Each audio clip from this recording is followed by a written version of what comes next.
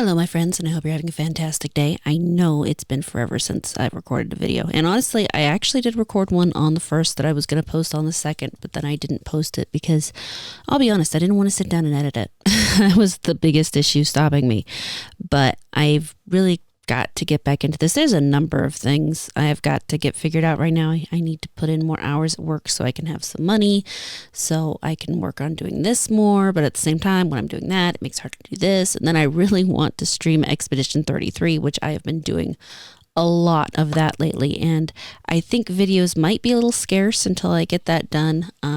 Someday, I need to figure out how to do the whole lore video thing, deep dive video thing. But I don't know, I stop myself from doing a lot of things, and I need to figure out how to get around that. It's a fun thing being a human being. It's not not my favorite thing. I want to go back to being an eldritch squid full time, but nope, here I am, stuck with you guys. But it's okay. It'll be okay. Expedition 33 is making that a lot easier. I'm genuinely enjoying the game. And the game is definitely an interesting oddity in our current time.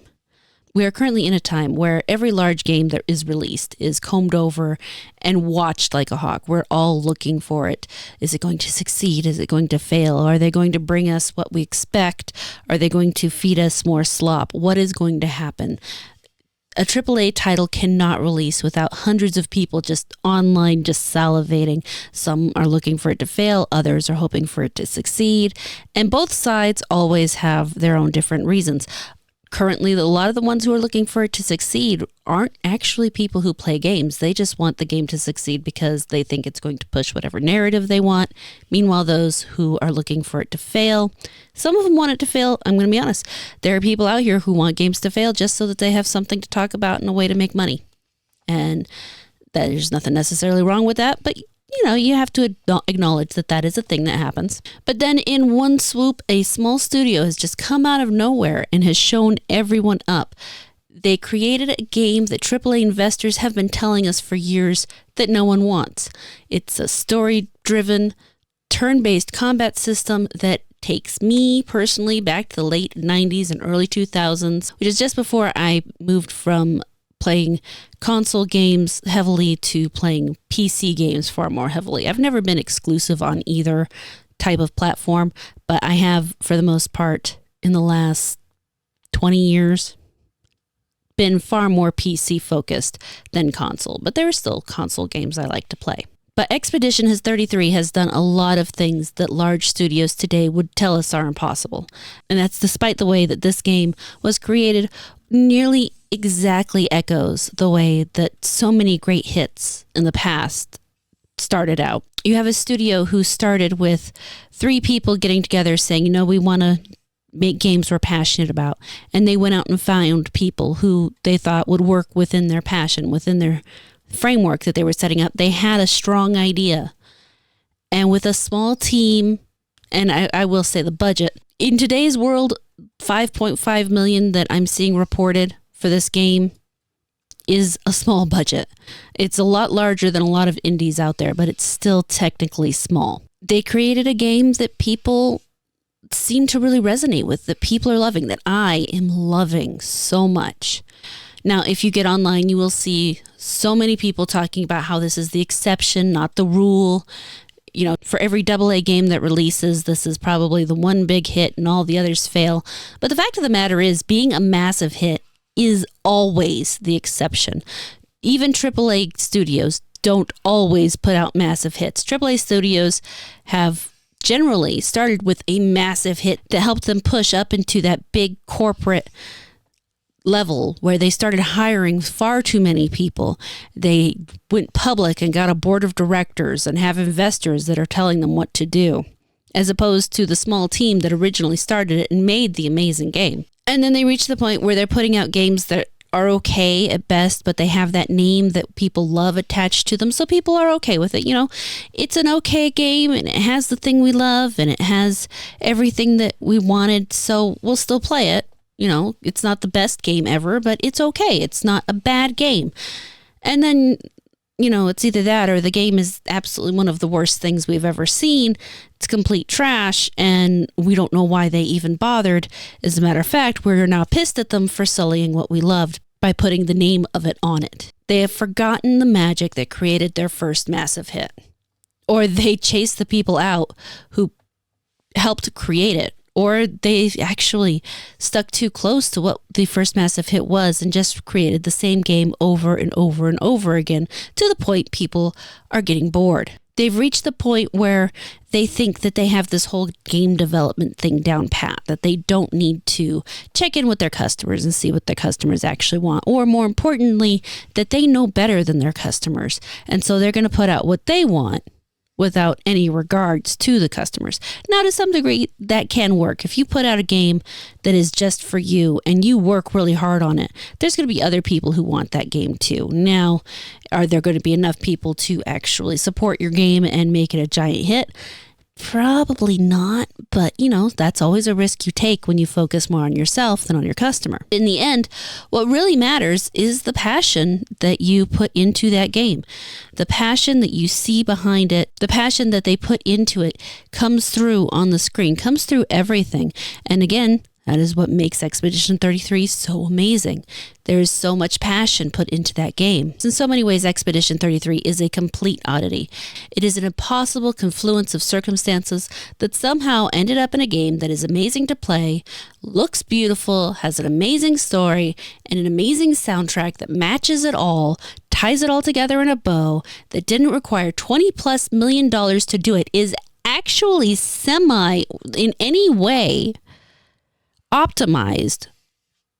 They have taken Unreal 5 and actually made it run at least okay 99% of the time on a computer. And they sold that to us for less than what a game normally costs. And by normally costs, I mean, I'm talking for less than the $60 price tag. You can get the base version of Clair Obscur Expedition 33 for $50. And they take that all and sell it to you for less than what was considered the going price of $60 to $70 for a video game. This is $50 to $60 if you buy the deluxe edition, and that's if you don't buy it on sale. I want to say I paid $54 something for the deluxe edition because that's what I wanted right before the release when it was on sale on Steam. There are plenty of places where you can get this game for less. One person was telling me that they have a subscription to Humble and they were actually able to get it for even less than that. It is a well-priced, well-made, well-loved game that is selling the pants off of anything AAA has released this year. But remember, AAA thinks this isn't what we want, that we don't want this game. And I will be honest, there are a lot of people who don't want a turn-based game. A lot of people don't like turn-based gameplay. This does do something special where, the gameplay is far more engaging than a traditional turn-based. But at the same time, some people just won't touch it. But more important than the battle system is the passion behind the game.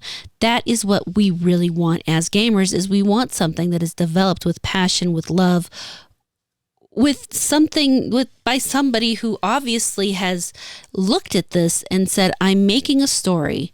How do I tell the story? How do I make it the best story? Not, I have this message. How do I cram it into this box over here and ship it out to people? Those are two wildly different things, but a lot of people don't seem to understand that anymore, which is insanely crazy to me. But not only has this game broke even, it has wildly outsold its small budget. It didn't need to put in microtransactions. It didn't need to overprice itself. It just needed to be good. Expedition 33 is a team of 33 core developers, and only the 3 studio founders were veteran game developers. They came from Ubisoft. They were tired of working at Ubisoft because they weren't doing anything that made them feel the passion. So they left and they created a new studio. All of the other developers on this team were, for the most part, people who hadn't really developed a game before. They were junior developers. They found them on Reddit and other online forums. And the man who composed the astounding soundtrack was found on SoundCloud and chosen because of his interactions in the comments. This is all really just a long way of saying that the reason AAA games are falling is because they lost the passion for their business a long time ago. I mean, I've actually already stated that a few times, but yeah. The people who had passion were fired or they left because they refused to actually let them do passion projects. These 3 former Ubisoft developers leading a team of virtual novice developers made what is nearly universally, but not actually universally, because some people just like to be miserable and nitpick everything to insanity, acclaimed game that most people will be shocked if it doesn't win Game of the Year. Not that winning Game of the Year really means anything, but everybody likes to see something good win awards, you know? And meanwhile, Ubisoft, the company that they left, put out Assassin's Creed, which also had a largely novice team, but that hasn't even done a fraction as well, especially not when you measure it against the budget. And I do believe a lot of that has to do with team size. 33 people plus some subcontractors versus 2,000 people. You have a bunch of novices on this team of 2,000 people who hopefully have at least somewhere one person that is experienced that they can talk to. But that person probably doesn't have a lot of time for them because he's also mentoring God knows how many other people. Plus, the area that they're working in is so narrow that they don't really know what the overall picture is. To get anything done, they have to talk to 3 different other teams or more.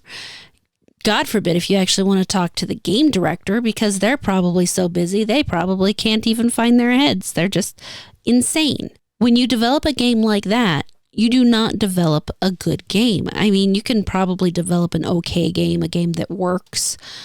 You should be able to develop a game that works. I mean, sometimes not so much, but you know what?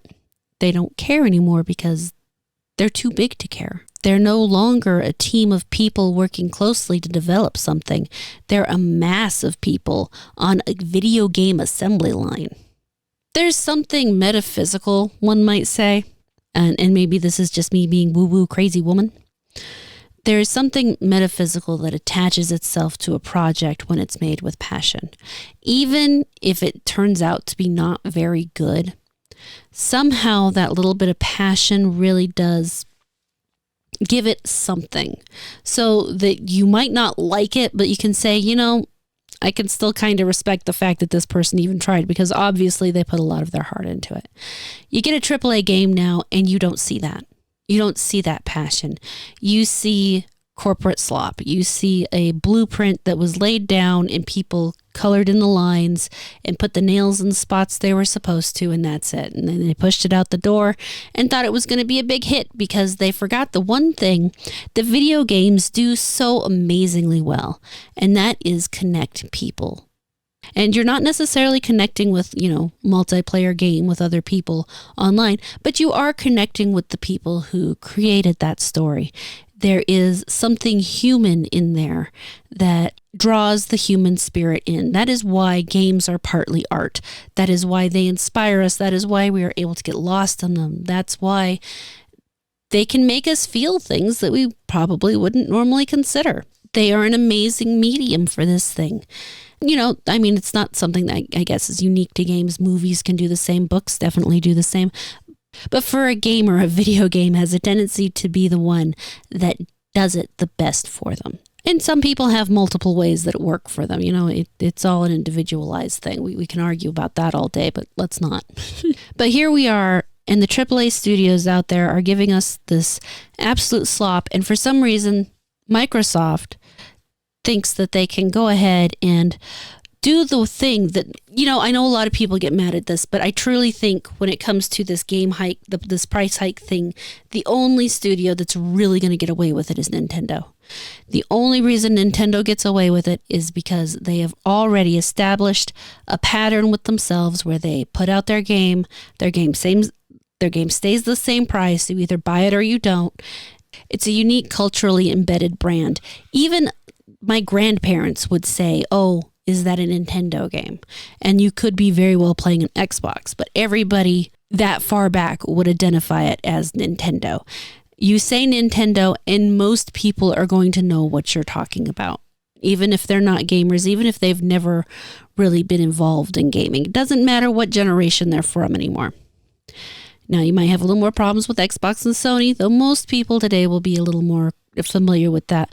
But also, when you say family gaming, when you say family friendly, you're going right to Nintendo again. Nintendo is in a very unique position for that.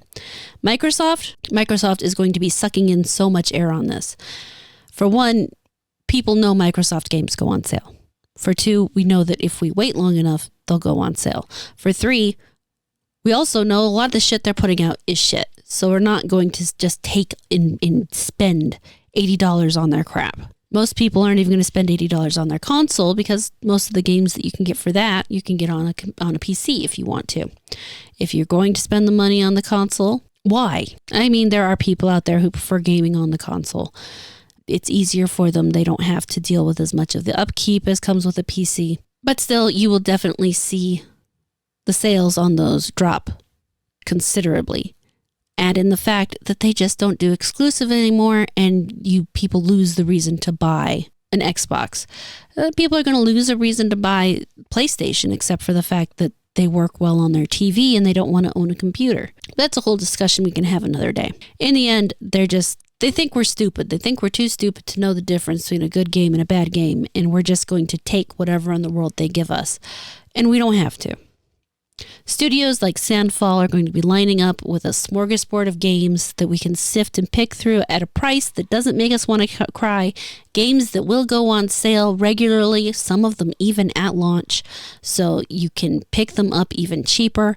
And these AAA idiots genuinely think that we're just going to fork money over at them because they developed a game with a title we know that they've ripped the soul out of and replaced it with nuclear waste and sawdust. And we all know that's not going to happen. They are delusional if they really genuinely think that we are going to go ahead and just hand them money to continue to pillage the games that we knew and loved. Finding good games is going to be a little more work in the future. Not every game developer out there with a fantastic game is going to have the marketing chops and reach of Sandfall. And you have to acknowledge that the marketing done for Expedition 33 was superb. A major part of the success of that game's sales has everything to do with the marketing. Now, that was, I am going to bet, a combination of one of the fellows who formed Sandfall and the fact that they partnered with Kepler Interactive. As you notice, I've actually avoided saying anybody's name. I didn't want to butcher them, and God knows I would have. But this marketing campaign was so skillfully ran that nearly everybody had heard of it. Or if they hadn't heard of it, they heard of it from somebody who was talking about it. They did a fantastic job getting word of their game out there, but not every game's going to be able to do that. If we want to see gaming improve, something that we have to make sure we're doing is we have to talk about the games. When you find a game you love, you need to get out there and start talking about it to people. Recommend it to a YouTuber, to a streamer. Try to get them to play it. That can be kind of difficult, but as someone who has had a few games recommended to her, a lot of times there are things I'll say, well, that's not really for me, or I don't have the time for that. And right now, if it's not Expedition 33, I'm going to tell you right now, I'm not playing it. I'm devoting all the excess time I have to playing that game because I so want to see the end of this game. The story is so great. But we hold so much power in our hands, and I do think that many people are still waking up to that. We still get a little scared, this backsliding about crying about how these prices are being raised. We don't want the prices to be raised. It's really as easy as just not buying the games at that price. They can put whatever price tag they want. I have gone over the reasons why they think that is the price tag that games should have. But again, despite all those reasons, if people don't care enough to pay that price, then it doesn't matter. If you price something more than people want to pay, they aren't going to pay it, and you're screwed. That's just how it is. But yeah, I want to see more games like this succeed. I want to see more games like this in general. So I'm hoping that we can really get moving on getting this push to positivity, for lack of a better term. Maybe someday I'll think of a really cool movement name or something. Probably not, no. That'll be somebody else's job. Somebody else will come over and make it sound way better than I do, and get the ball rolling so that we can really start making some improvements through our own means by buying fantastic games and playing fantastic games. But let's share them with each other. Tell these AAA slot pushers to go suck themselves. And yeah, if you haven't. Thank you so much for checking out this video. If you really enjoyed it, please consider liking, subscribing, and hitting that notification bell. If you really liked it, feel free to share it with others. I'd love to hear what they think too, so drop your thoughts in the comments below. A special thanks to the channel members for their amazing support. You are the best. Interested in joining them? Check out the description for more info, and I will catch you later.